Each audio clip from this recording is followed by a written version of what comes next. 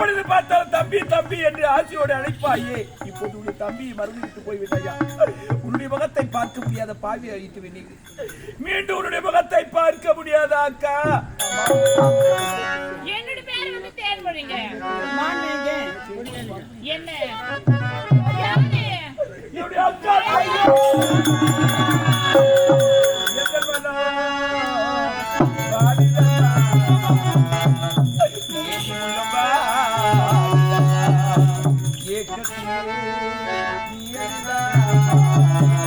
சோகத்திலே